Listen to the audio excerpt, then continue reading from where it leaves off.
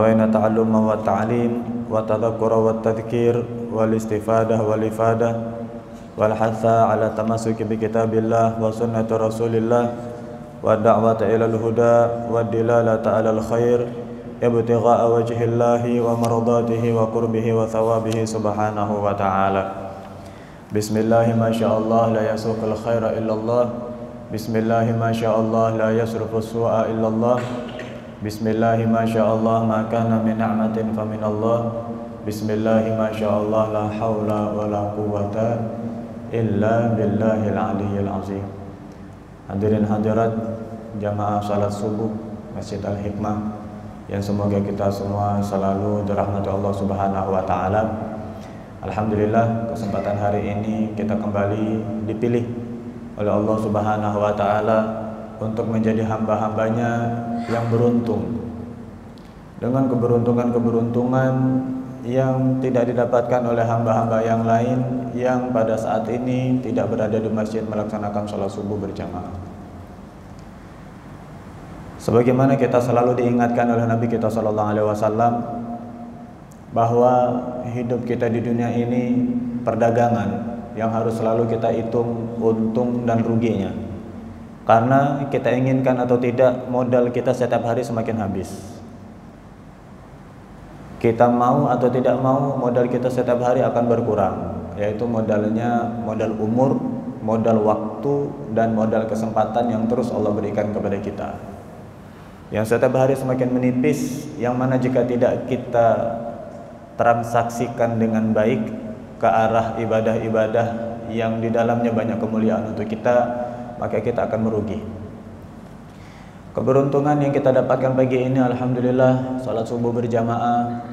Alhamdulillah, mengisi hari Jumat kita yang disebut sebagai Sayyidul Ayyam, diisi dengan pertama kalinya dengan salat subuh berjamaah, i'tikaf di masjid, silaturahmi, kita salat qabliyah, kita berdoa bersama-sama, dan setelah ini kita hadir di majelis ilmu.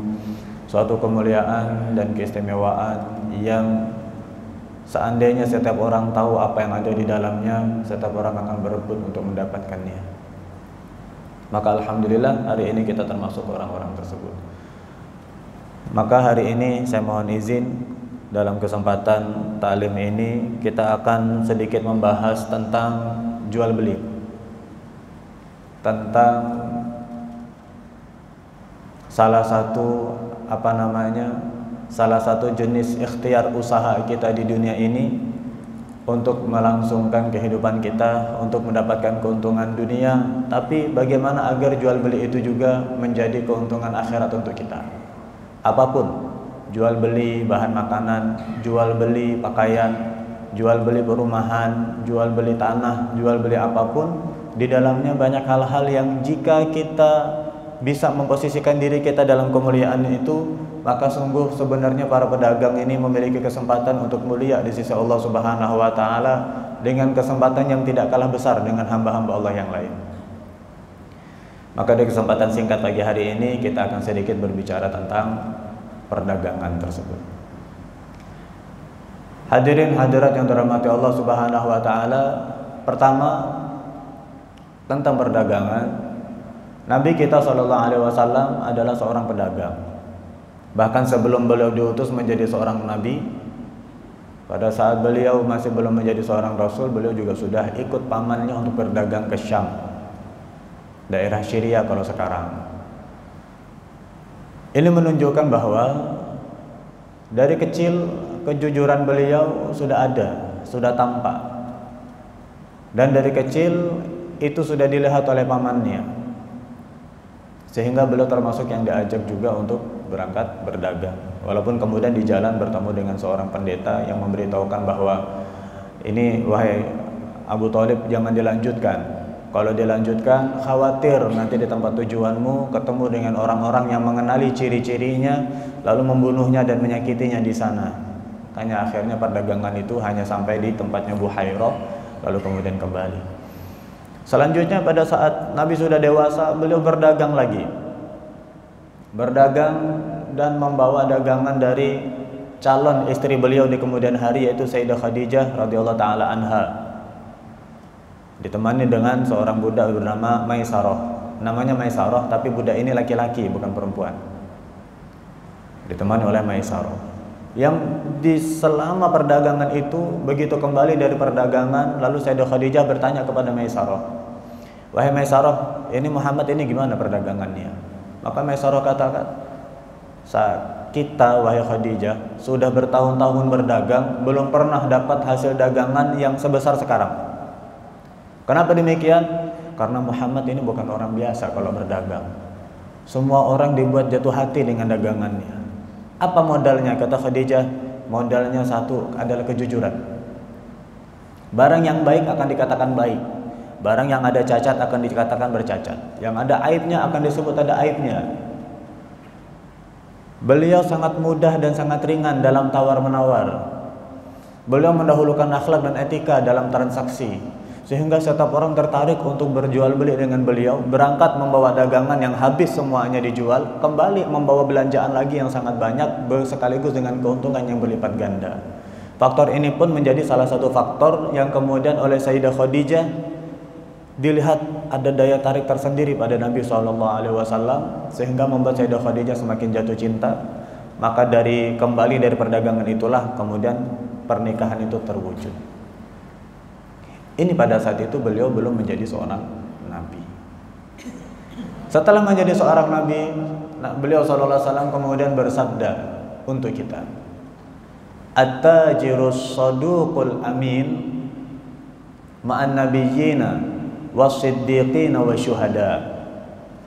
Dalam sebuah hadis Nabi SAW mengatakan, at-tajir, seorang pedagang, as-saduq, yang jujur dalam setiap transaksi jual belinya, al-amin, dan amanah. Apa keistimewaannya dimilikinya? Ma'an nabiyyin, nanti di akhirat hadirin dibangkitkannya dengan siapa golongannya? Bersama para nabi.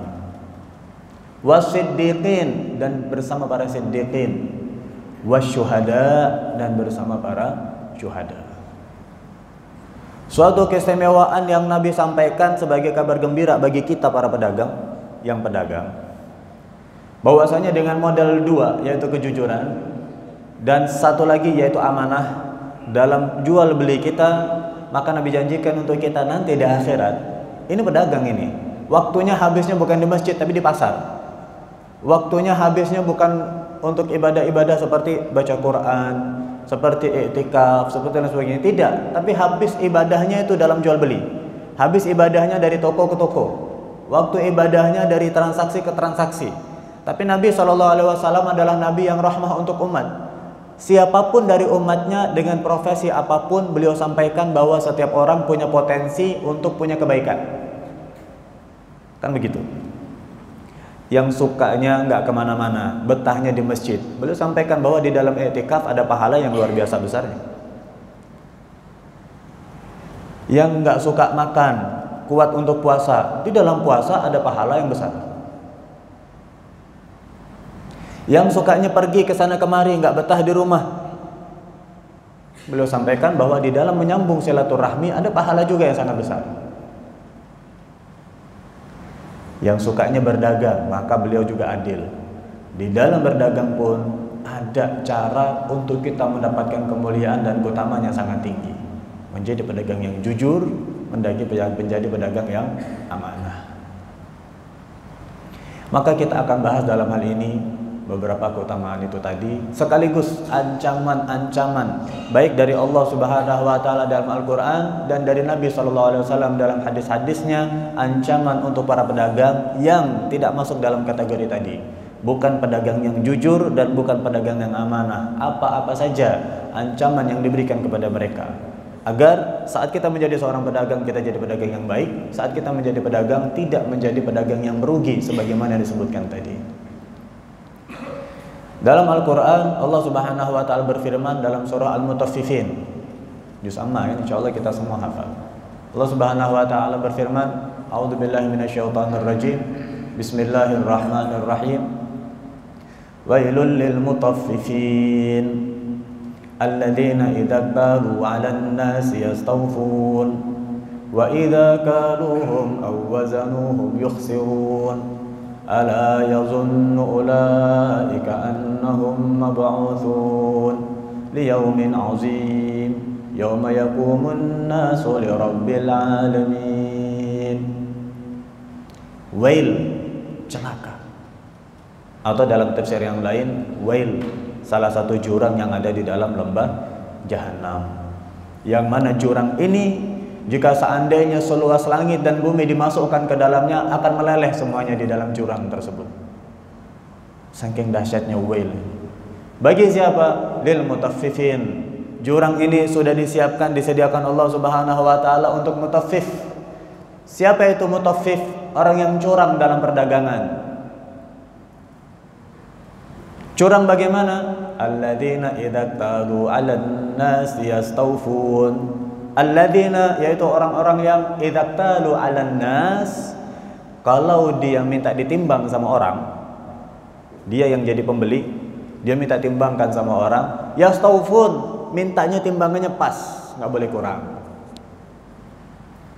Beli beras sekilo, mintanya lihat harus sekilo nih, nggak boleh kurang. Beli berasnya 1 kintal, harus 1 kintal, nggak boleh kurang. Idza talu 'alan nas yastawfun. Kalau minta ditimbangkan sama orang, mintanya harus pas, nggak mau kurang. Tapi wa idza kaluhum aw wazanuhum yukhsirun. Kalau gilirannya orang ini menimbangkan orang lain, dia yang sebagai penjual. Kalau dia yang menimbangkan orang lain, yukhsirun, dirugikan, dipotong. Beli beras sekilo ditimbang 9 on. Beli beras 1 kintal dikasih cuma 95 kilo. Dan lain sebagainya. Wa idza kaluhum aw wazanuhum yukhsirun. Ala yazunnu ulaika annahum mab'utsun, kata Allah. Memangnya mereka enggak yakin bahwa nanti mereka akan dibangkitkan. Liyaumin azim, pada suatu hari yang sangat agung. Yauma yaqumun nasu lirabbil alamin. Yang di hari itu setiap manusia akan berhadapan langsung kepada Allah Subhanahu wa taala, Tuhannya semesta alam. Al-mutaffif. Maka yang pertama yang harus kita hindari sebagai seorang pedagang adalah sifat-sifat mutaffifin. Yaitu apa? Curang dalam berjual beli. Kalau kita yang jadi pembeli, kita mau yang sebaik-baiknya pelayanan untuk kita, timbangan harus pas, sifat-sifat barang harus benar dan lain sebagainya. Tapi saat giliran kita yang jadi penjual, kita kurangi timbangan tersebut dan kita berdusta dalam mensifati barang-barang yang kita jual. Suatu ketika Nabi SAW pernah berlewat di suatu pasar, kemudian di situ dijual bahan-bahan makanan. Beliau masukkan tangan beliau ke dalam karungnya, didapati di bagian bawahnya basah. Kualitasnya tidak sebaik yang ada di atasnya.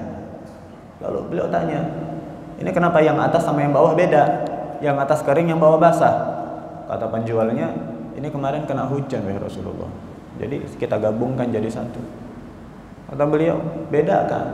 Pembeli nggak tahu kalau yang di atas kering, yang di bawah basah. Mereka berhak tahu barang apa yang mereka beli. Jangan ada kecurangan yang seperti ini.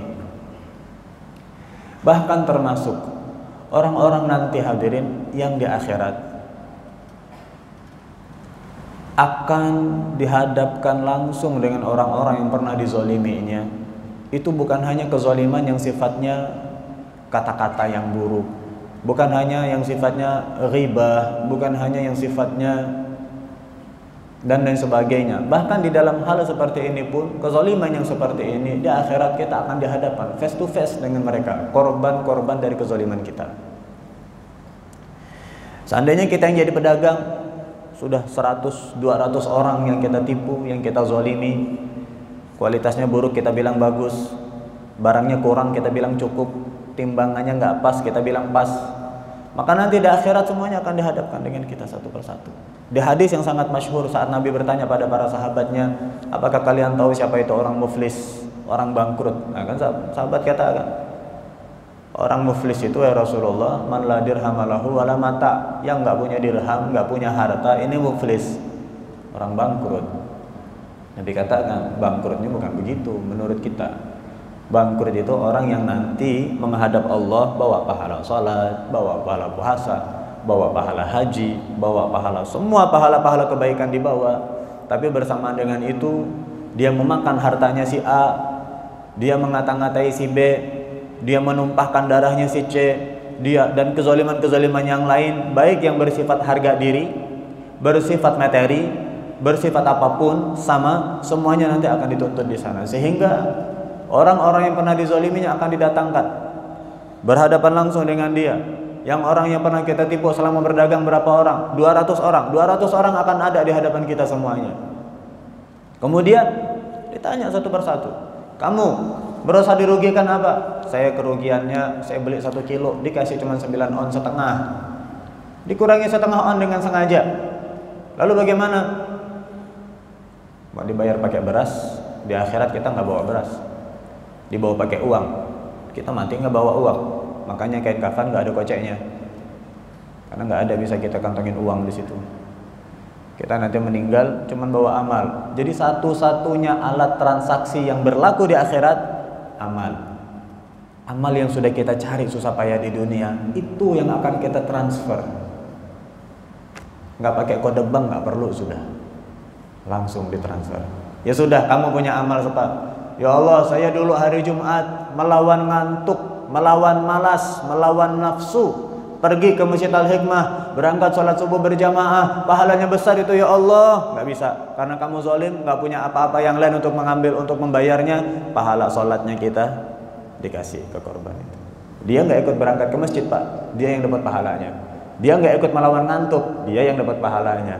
Dia nggak ikut duduk di majelis ilmu, dia yang dapat pahalanya. Dia tidak ikut bersusah payah untuk bisa mengalahkan semua hawa nafsu ini, bertahan untuk bisa beramal, dia yang dapat pahalanya. Karena apa? Waktu dagang kita zolimin dia. Ini baru 1 orang, pergi sudah.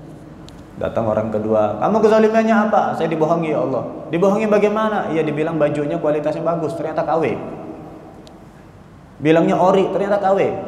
KW-nya bukan KW 1 lagi, KW-nya KW parah ini. Apalagi kadang-kadang kalau online itu nggak semua, ada oknum sedikit, bukan semua. Yang bagus banyak, yang oknum ada.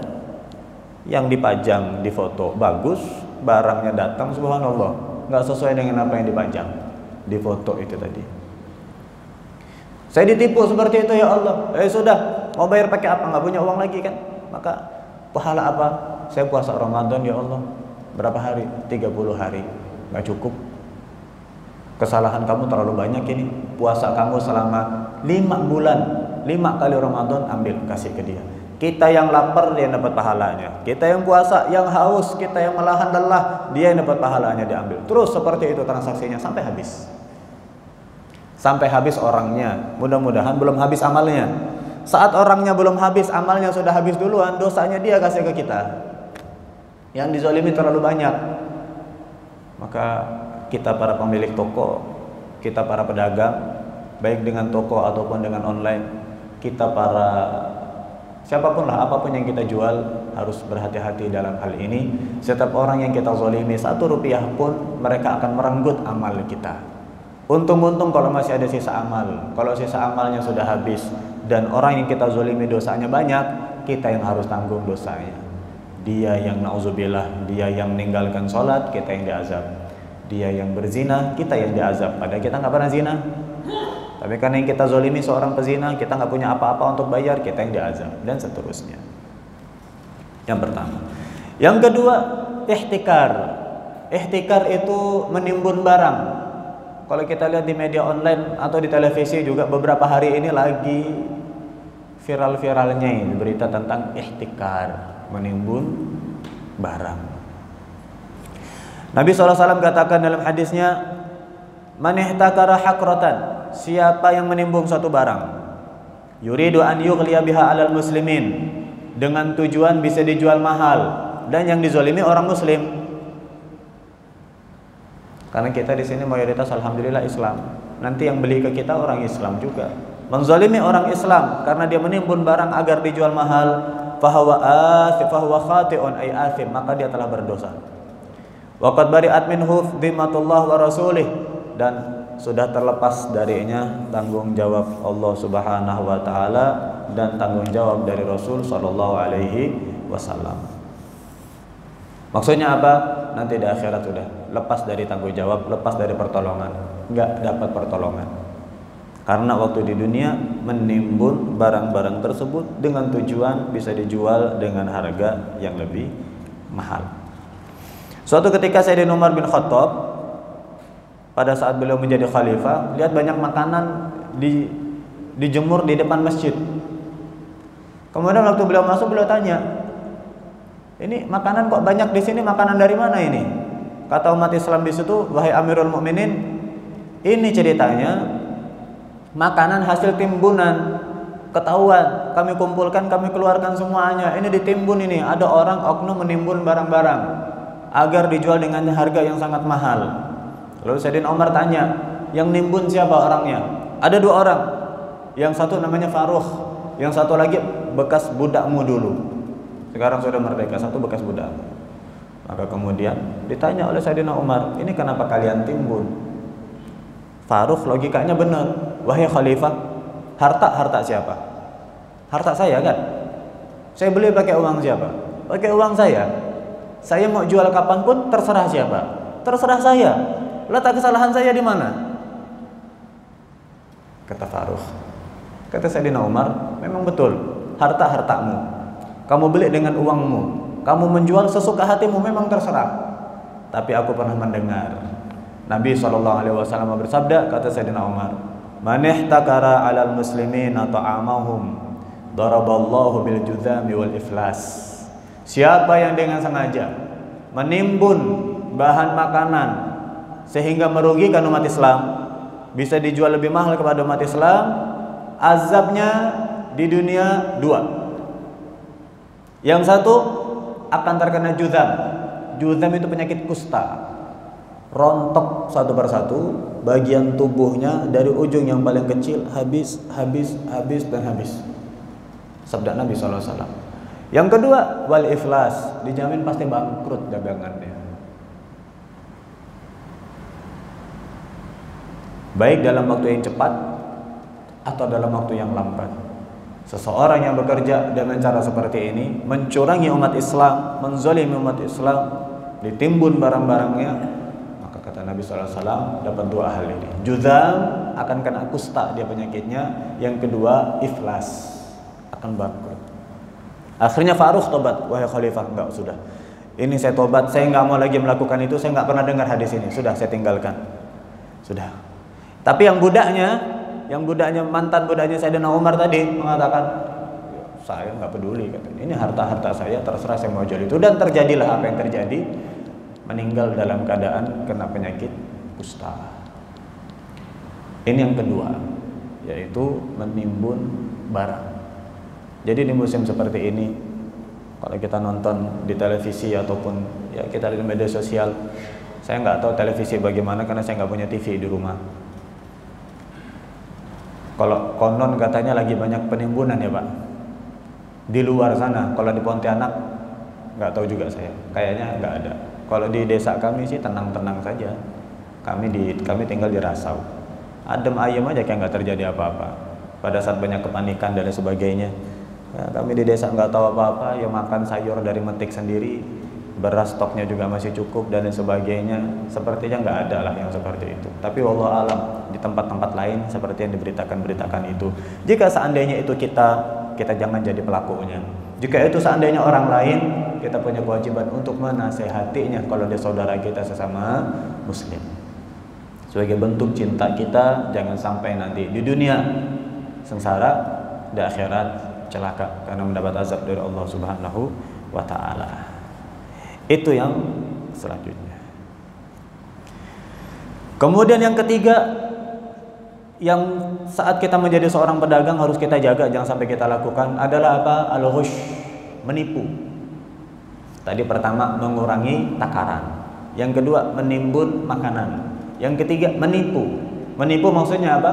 Mensifati sesuatu dari benda tersebut tidak sesuai dengan sifatnya, atau sesuai di sebagian, nggak sesuai di sebagian yang lain.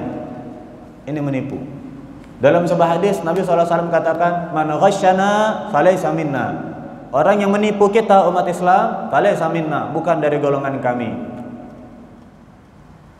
Kemudian para ulama memberikan makna yang berbeda-beda untuk bukan dari golongan kami. Sebagian katakan laisa minna, bukan golongan kami, bukan dari golongan umat Islam yang terbaik.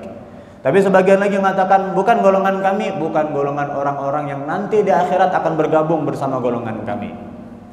Pada saat yang lain bisa ikut di belakang Nabi SAW, dapat syafaat beliau. Kalau Nabi sudah katakan engkau bukan golongan kami, kita mau bilang apa? Kamu bukan golongan saya, kamu golongannya orang-orang di sana. Wahai Rasulullah, saya golongan umat Islam. Kalau kamu golongan umat Islam, kenapa nipu umat Islam? Padahal setiap satu muslim ke muslim yang lain saudara, saling menguatkan, saling membantu, bukan saling memanfaatkan kesulitan yang ada pada orang lain untuk mendapatkan keuntungannya pribadi. Nah, yang ketiga yang harus kita hindari sebagai seorang pedagang, menipu, mensifati nggak sesuai sifatnya, baik itu makanan, pakaian, rumah. Kita bilang ini kualitasnya bagus, pondasinya kuat, kayunya kayu yang terbaik, ternyata realitanya nggak demikian. Hati-hati. Mungkin di dunia pembeli nggak tahu, tapi Allah Subhanahu Wa Taala Maha tahu, dan Allah Subhanahu Wa Taala Maha adil. Nggak ada sekecil pun kezaliman yang kita lakukan, kecuali pasti dibalas. Kalau nggak di dunia, di akhirat akan terbalas. Kalau nggak dibongkar di dunia, di akhirat akan ditunjukkan semua amal kita di hadapan setiap manusia. Layar besar, setiap orang melihat apa yang kita lakukan itu tadi. May ya'mal mithqala dzarratin khairan yarah, wa may ya'mal mithqala dzarratin syarran yarah. Mithqala dzarrah, kalau di dalam tafsir Jalalain, mithqala dzarrah itu zinatun namlah shaghirah, sekecil semut yang sangat kecil sekali. Tapi kalau di kitab-kitab yang lain suka diartikan dzarrah itu takaran yang paling kecil, yaitu atom atau molekul, pokoknya yang sangat kecil sekali. Sekecil itu saja keburukan kita akan temukan balasannya di akhirat. Apalagi kalau keburukannya besar dan sangat-sangat nampak. Nah, itu yang ketiga, al-ghash, menipu. Man ba'a aiban, kata Nabi, siapa yang menjual suatu barang yang ada aibnya, lam yubayyinhu, tapi dia nggak ceritakan aibnya, diam, biar yang beli nggak tahu kalau barang ini ada aibnya, maka apa? Lam yazal fi maqatillah, maka selama belum dijelaskan barangnya, udah terlanjur kebeli, dibawa, nggak dikasih tahu sebagai bentuk kejujurannya, lam yazal fi maqatillah, selama itu dia tetap berada dalam murka Allah Subhanahu Wa Taala. Walam tazalil malaikatu tal'anuh, dan malaikat akan terus melaknat orang ini. Sampai kapan? Sampai dijelaskan ini aibnya seperti ini, aibnya seperti itu. Apapun. Biasanya kalau jual barang elektronik second, nah ini kendalanya. Suka nggak mau cerita apa kendalanya di barang yang dijual. Jual kendaraan second, ditutup-tutupi, ditanya pernah lecet nggak? Nggak pernah. Padahal pernah lecet, terus didempul. Pernah nabrak nggak? Nggak pernah. Padahal pernah nabrak, terus ketok magic. Kita jual akhirat kita dengan kita takut rugi 5 juta, 6 juta. Ya Allah, lumayan Ustaz. Ini kalau ketahuan ada cacatnya, harganya bisa berkurang banyak. Tak apa-apa berkurang banyak di dunia, daripada berkurang amal kita di akhirat. Yang mana nanti kalau amal kita di sana kurang, timbangan kita nggak cukup,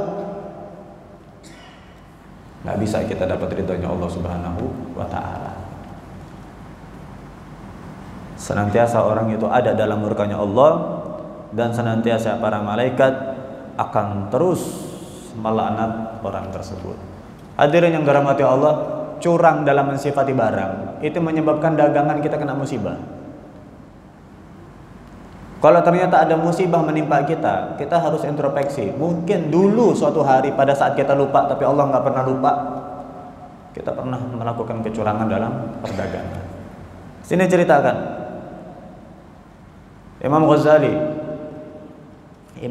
dalam Ihya Ulumuddin menceritakan, ada satu orang punya sapi perah, tiap hari dijual. Kemudian setiap dijual, air susunya itu selalu dicampur dengan sedikit air. Kalau campurannya banyak, kelihatan. Campuran sedikit. Tapi waktu dijual, selalu dikatakan ini air susu sapi murni tanpa campuran. Kalau di Pontianak agak susah kita memang cari susu murni, karena pemilik peternakan sapi yang kelas besar di Kalbar ini masih sedikit. Jadi agak susah cari susu murni. Kalau di Jawa gampang kan. Nah, ini kata Imam Ghazali, orang ini jual susu, dibilang susunya murni tapi selalu dicampur air. Akhirnya setelah beberapa lama datang banjir besar. Sapinya tenggelam semua, mati semuanya. Akhirnya kemudian anaknya bilang, "Ayah, iya nak, tahu nggak kenapa sapi kita mati semua kena banjir? Kenapa nak? Itu adalah air yang suka kita masukkan ke susu yang kita jual sebagai campuran dari perdagangan. Kemudian ini balasannya, Allah datangkan air untuk kita, ditenggelamkan semua sapi-sapi kita." Ini baru kerugian yang di dunia, belum nanti yang di akhirat. Yang selanjutnya 1, 2, 3. Yang keempat, menjual dagangan ini lebih parah lagi, dengan sumpah palsu. Berani bersumpah padahal bohong. Ada kaitannya dengan 1, 2, dan 3 itu tadi.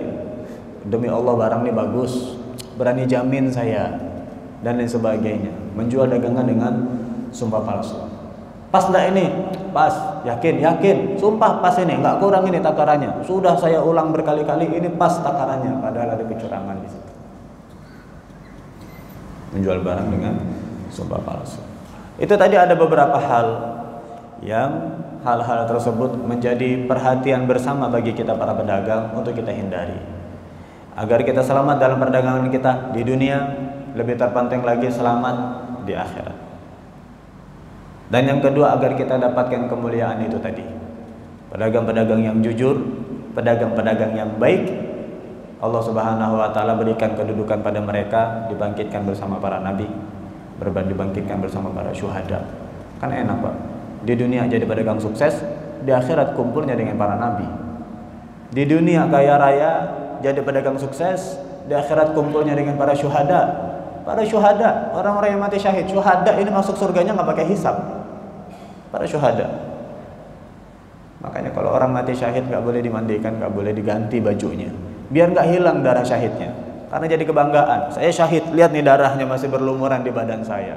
Pada saat yang lain nanti semuanya nggak bisa bangga apa, dibanggakan. Ini lihat darah syahid saya mati berjuang di jalan Allah. Terus tanpa hisab dan bisa kasih syafaat kepada orang lain. Syuhada. Terakhir, sebentar saya tanya dulu, kita sampai jam berapa, Pak? Atau sudah habis waktunya? Ya? Ya, Pak? Lewat 59, masih ada 5 menit. Terakhir, kita baca satu hadis Nabi SAW dari Sayyidina Umar bin Khattab radhiyallahu taala anhu. Beliau katakan, pesan beliau kepada muhajirin, ini introspeksi untuk kita semua. Wahai kaum muhajirin, kata beliau, jika kalian ditimpa salah satu dari 5 musibah ini, dan aku pun berlindung kepada Allah jangan sampai tertimpa musibah ini. 5 musibah ini adalah akibat dari 5 hal. Yang pertama, kata beliau, kalau perzinahan sudah merajalela, hubungan bebas sudah merajalela, dan mereka berani melakukan itu terang-terangan, gak ada yang berani untuk mengingatkan. Kita yang menilai apakah zaman kita sudah masuk sekarang. Sekarang orang pacaran gak pakai malu, Pak. Orang ciuman gak pakai sungkan, gak pakai ditutup-tutupi, diumumkan terang-terangan. Apa kata Nabi? Maka yang akan terjadi akan menyebar ta'un, wabak, virus yang menular, akan menimpa kemana-mana, berbagai penyakit yang sebelumnya gak pernah terjadi di orang-orang terdahulu. Mungkinkah itu keadaan kita sekarang? Wallahu a'lam.